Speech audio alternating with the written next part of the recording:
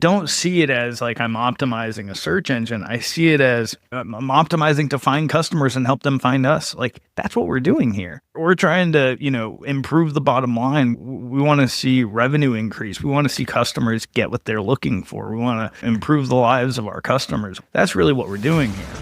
Welcome to the Simple and Smart SEO Show podcast. I'm your host, Krista Waddell, here to bridge the gap between SEO strategy and real-world business success by bringing you insights, stories, and conversations from the SEO community and beyond. So grab a coffee or your favorite tea, and let's dive into smarter SEO for your business. I'm here with a new buddy, Will Soprano. He happens to be a fellow North Carolinian. Will, thank you so much for joining me today, and welcome to the Simple and Smart SEO Show podcast. We are recording this on a Tuesday morning. And knowing a little bit about what you do in SEO, I was curious, what does a normal Tuesday look like doing SEO at a scale that most people never touch? Yeah, so for some background, I work for a large Fortune 500 company. The large company isn't really what the scale is. The scale is that we have 20 different web properties, 20 different physical properties, and hundreds of smaller properties within all of that. So,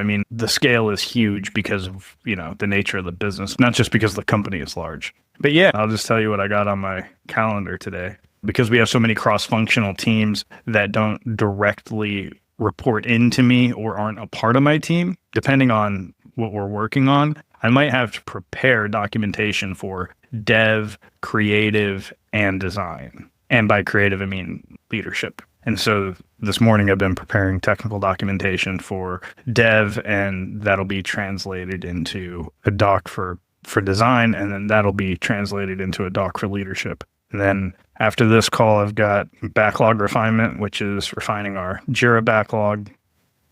And then later on today, I've got a one-on-one with my director. And after that, I have heads down individual work. And after that, I've got cross-functional calls with content and individual properties. Dang. First, I should say thank you for making time for me today. It's not like you have anything else to do. No, I'm happy to. We had conversations before about the changes that have been happening in SEO. You said that SEO isn't really about content. And so I was wondering if you could just explain a little bit to me about what that means. Yeah, with a big caveat that content is everything still. But, the content marketer's playbook has been dead for a few years. And people are still applying it. People are, when AI came out, people just tried to figure out how to scale the content marketer's playbook. That was just like the easy next step was great. Automate all of this and just create a bunch of content using this playbook. Basically, the core fundamentals of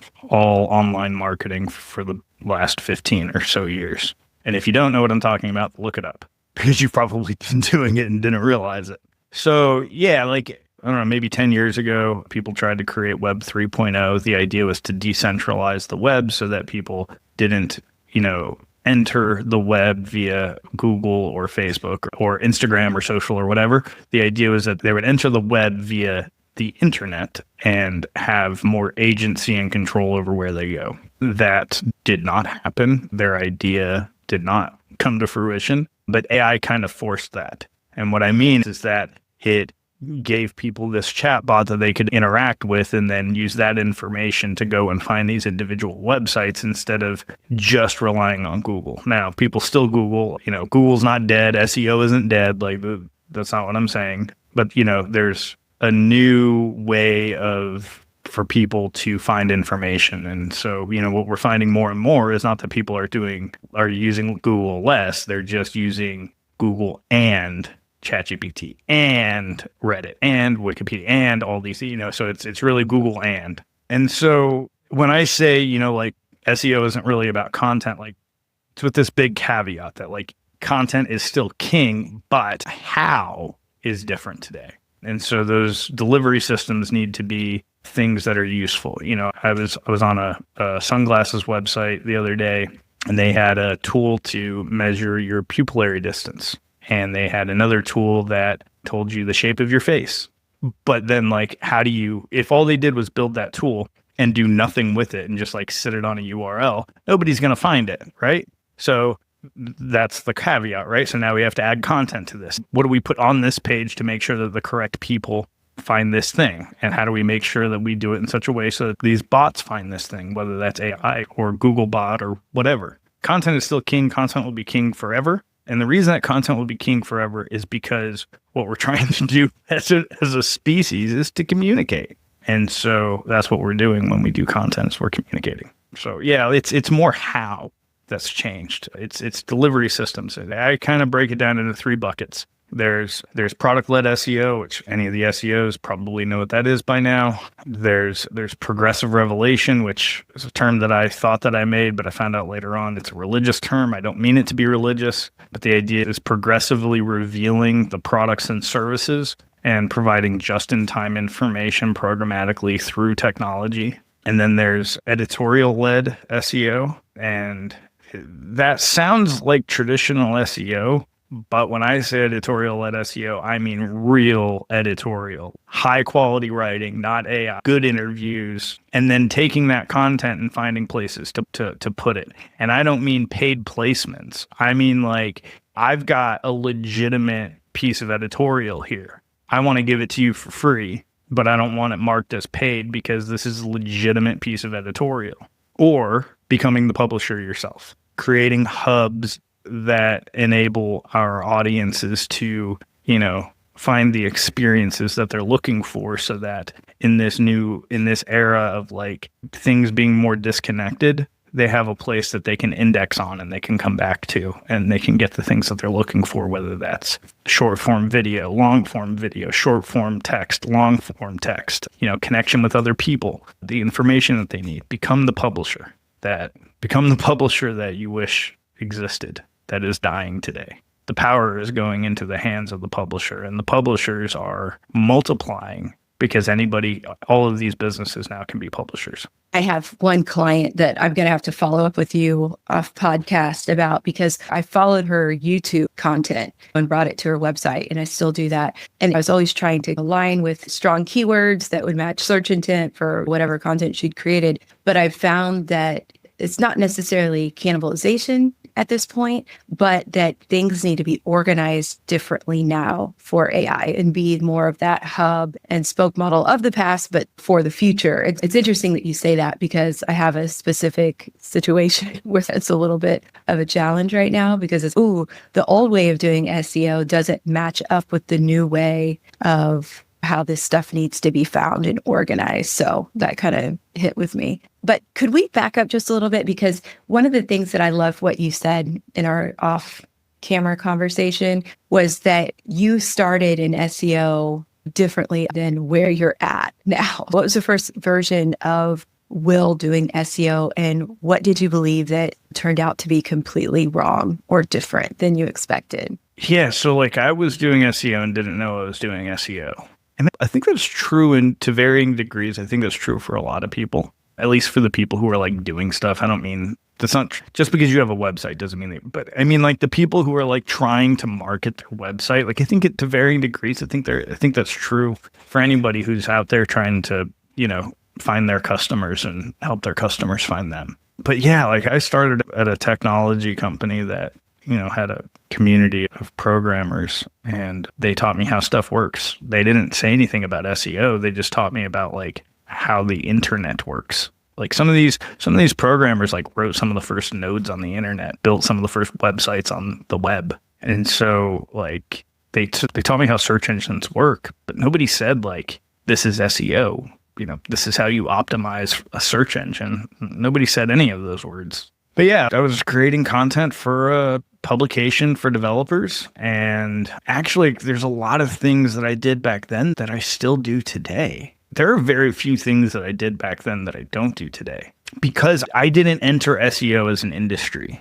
Like I didn't like start off as like an SEO junior analyst. You know what I mean? I don't even tell people I work in SEO. If you ask me what I do, I'll tell you I work in tech. And part of that's because that's primarily what I've done in most of my career. But the other part of it is like, that's not the way that I see it. Like, I don't see it as like I'm optimizing a search engine. I see it as I'm optimizing for customers, like I'm optimizing to help. I'm optimizing to find customers and help them find us. Like that's what we're doing here. We're trying to, improve the bottom line. We want to see revenue increase. We want to see customers get what they're looking for. We want to, improve the lives of our customers. You know what I mean? That's really what we're doing here. I'm not optimizing for a search engine. So anyways, okay, so this is how long ago this was. We had to manage this publication, which was, not a small publication. And we had like 1 million subscribers. We had like 20 million unique visitors a month. And it wasn't a small, it wasn't,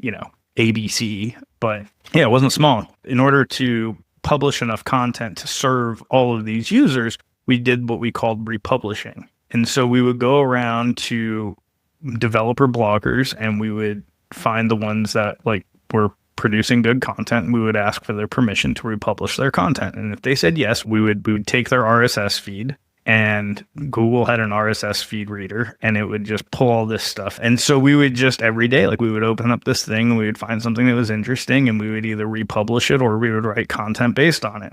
And so that was like in the early days, that's what they told me to do. Like they sat me in front of a computer and they said, here, like republish this content. You don't know anything. Republish this content. And as you're doing so, learn what this is. That's how I learned this stuff. That's how I got into tech. That's how I learned about software. That's why I ended up in product roles because of this stuff. Pretty quickly, I realized like this is low value work. Like, and this is low value result too. Like me republishing this gets like 10,000 views. But if all I do is add an editorial to this, all of a sudden it gets 17,000 views. Whoa, like what's going on here? And then we would have these comments from these developers who'd be like, oh, this sucks. Like, this is good. This isn't good. They would let us know. And so I realized like, hey, why aren't we talking to these people? And so I would pick up the phone.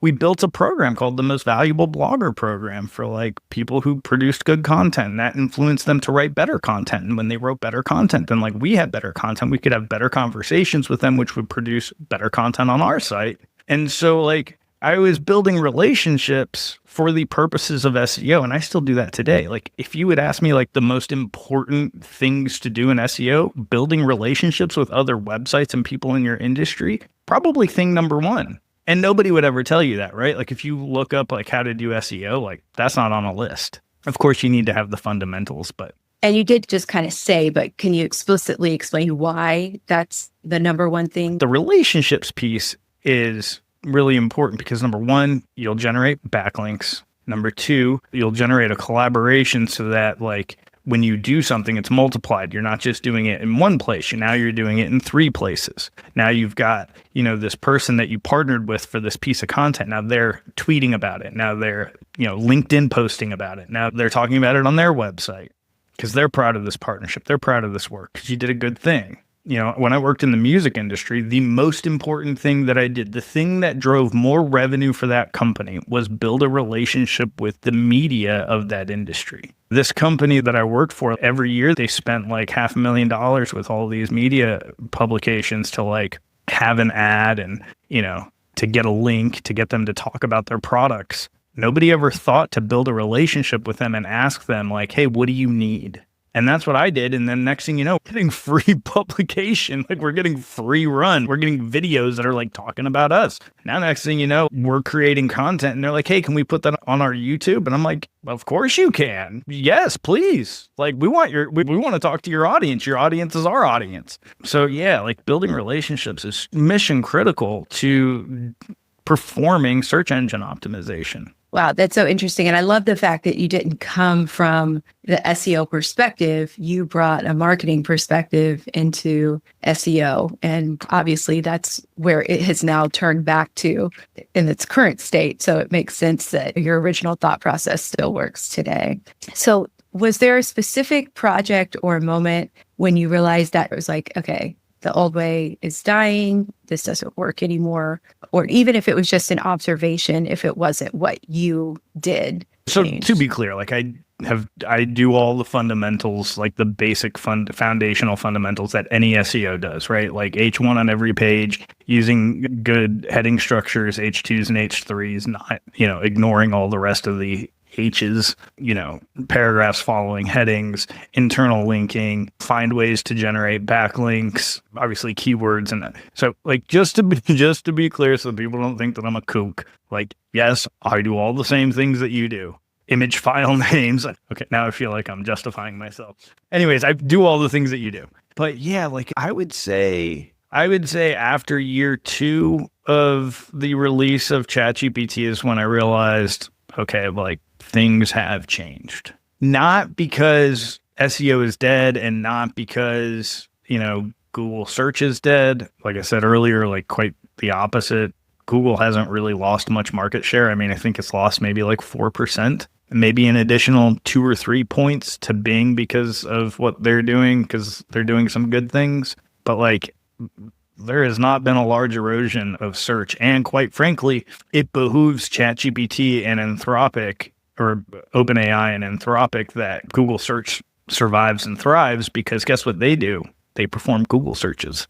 Like ChatGPT performs a Google search when you ask it a question. So yeah, so Google search is, still a critical part of discovery and revenue ops. Anyways, so yeah, like I would say like after year 2 of ChatGPT being released, it was clear to me that stuff had changed and changed forever. And like I said, like it's not that SEO is dead, it's that we need to think differently about how we find our customers and how they find us.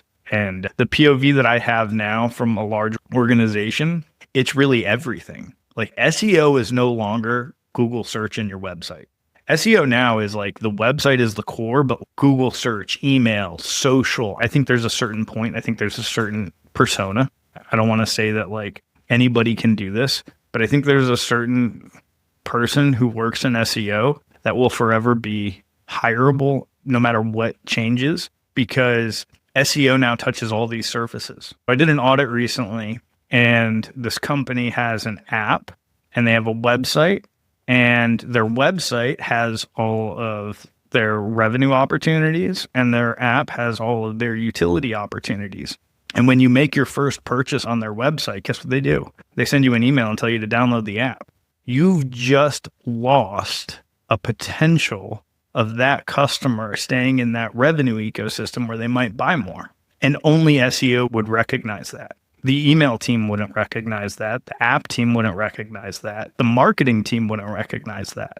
So yeah, like there's a certain persona within SEO that will forever be valuable, even if search engines die, because of the place that we sit in the organization. Being a super small business owner, being able to talk to my customers, having to do everything myself, I spent a lot of time just trying to figure out, okay, where do I fit? Where does all this information I found fit within my role as an SEO for my company when I do everything? I'm the social media manager. I send the emails. I optimize the website, all of those things. So it's so refreshing and validating for you to say that, just because my perspective has always been like search is a part of everything. And I kind of envied the people who could partition it over here and have the silos of process, but I just never had that luxury, because when you are the person who runs the business, talks to the customers, does the website, you don't have silos. I feel like I'm built for this time in search because I've already been here. It was like, that's the reality that small business owners live in. So it's been an interesting transition. Watching other people, okay, I guess now we need to integrate with our social teams and who owns Reddit and all this stuff. And I'm just like, welcome to the party, everybody.